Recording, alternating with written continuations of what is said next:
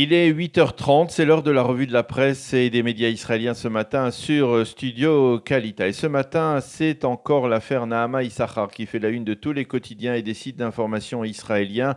Des quotidiens et des sites qui travaillent au ralenti durant Chol HaMoed Sukkot, mais qui continuent à nous informer sur cette affaire qui provoque, il faut bien l'avouer, un véritable émoi dans l'opinion publique israélienne. Je vous rappelle que Nahama Issachar a été condamné vendredi dernier à 7 années et demie de prison par la justice russe pour détention de 9,5 grammes de hashish, une peine totalement disproportionnée qui a conduit le président de l'État, Reuven Rivlin, et le Premier ministre Benyamin Netanyahou à se mobiliser en sa faveur et à lancer des appels urgents au président russe Vladimir Poutine afin qu'il amnistie la jeune fille de 26 ans. Une affaire qui a des relents d'affaires diplomatiques puisqu'elle est liée à la détention depuis 4 ans en Israël d'un hacker russe qui a volé apparemment 20 millions de dollars aux États-Unis, qui les a détournés et qui devrait être extradé très prochainement vers les États-Unis pour y être jugé. Un hacker qui, selon les rumeurs que l'on trouve sur des sites d'information israélien pourrait avoir été impliqué dans la campagne électorale américaine qui a conduit Donald Trump au pouvoir il y a de cela 3 ans. Bref, tous les médias et les journaux suivent les développements de cette affaire et ce matin,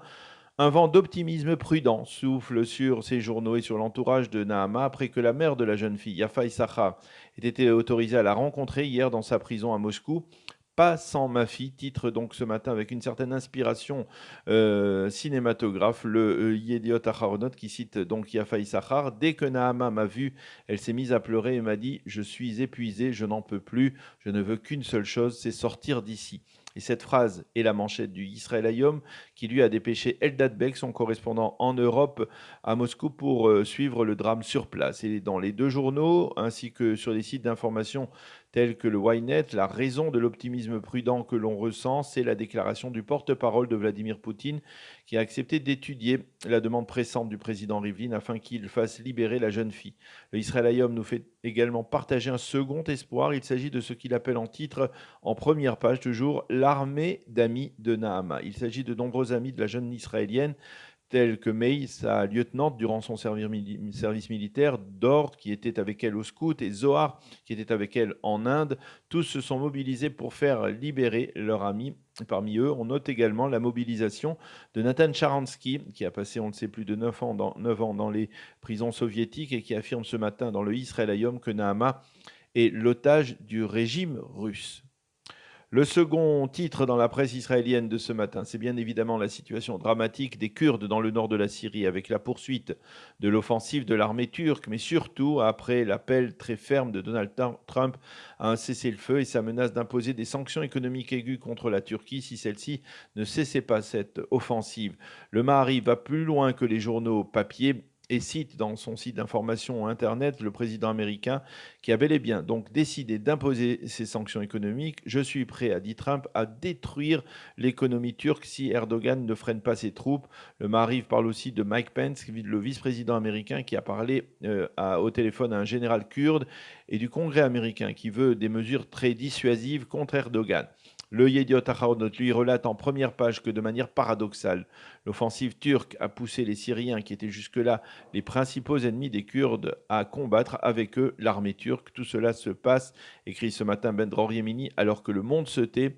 Ben Dror rappelle qu'au cours des 6 dernières années, une autonomie kurde avait réussi à s'installer dans le nord de la Syrie et que durant ces années, les Kurdes avaient vaillamment combattu Daesh avec le soutien logistique des Américains.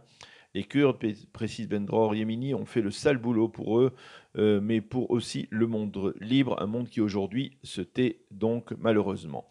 Le Yediot Aharonot évoque aussi dans l'éditorial de Smadar Peri en page 2 l'élimination tragique par des mercenaires syriens au service d'Erdogan d'une célèbre militante kurde. Le Haaretz, lui, explique dans une analyse détaillée d'Amos Harel pourquoi le retrait des forces américaines du nord de la Syrie est en train de modifier radicalement les rapports de force au Proche-Orient. D'autres titres dans la presse israélienne de ce matin, sur le plan politique, toujours pas de changement. Benyamin Netanyahou ne parvient toujours pas à former de gouvernement et le Maariv cite ce matin certains responsables du Likoud qui avouent ne pas comprendre pourquoi le Premier ministre ne restitue pas encore le mandat au président Rivlin. Au Likoud, on est persuadé que Benny Gantz ne parviendra pas à former de gouvernement et que finalement, il faudra attendre la dernière période des 3 semaines pour que la Knesset trouve elle-même un député capable de former une coalition majoritaire. Les quotidiens israéliens, il faut le mentionner, saluent également ce matin l'attribution du prix Nobel d'économie à Esther Duflo, qui est la plus jeune lauréate de ce prix en économie et qui œuvre pour la réduction de la pauvreté dans le monde avec son compagnon, qui lui aussi a reçu ce prix, et également avec un troisième expert américain.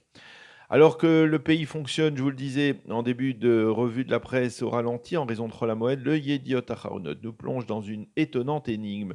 Depuis plusieurs décennies, un impressionnant tableau trône sur l'un des murs de la Knesset. Ce tableau, qui a été offert à la Knesset, porte le nom de prière de Neila et il nous montre effectivement des juifs en prière dans une synagogue peu avant la fin du jeûne de Kippour. Mais il s'avère que jusqu'à ce jour, personne ne connaît le nom du peintre qui a peint ce splendide tableau. Alors, le président de la Knesset, Yoli Edelstein, a décidé de demander au public s'il connaît le nom de ce peintre. Peut-être que la famille qui a fait don du tableau le connaît. A demandé hier Yoli Edelstein et l'on espère donc que cet appel sera entendu. En attendant, tous les quotidiens israéliens nous montrent ce matin des photos du premier jour de fête de Sukkot, en particulier dans le nord du pays, un premier jour de fête très chaud qui s'était terminé par des orages et surtout par un impressionnant spectacle d'éclairs, en particulier à Jérusalem et dans sa région hier soir. C'est la fin de cette revue de la presse et des médias israéliens de ce matin.